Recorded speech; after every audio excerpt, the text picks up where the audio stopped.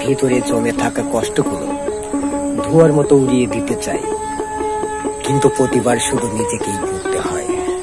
ভালোবাসা হারালে মানুষ কাঁদে, আর আমি তো হারিয়েছি নিজেকেই। ভালোবাসা যা দেয় তার চেয়ে বেশি জীবন থেকে কেড়ে নেয়।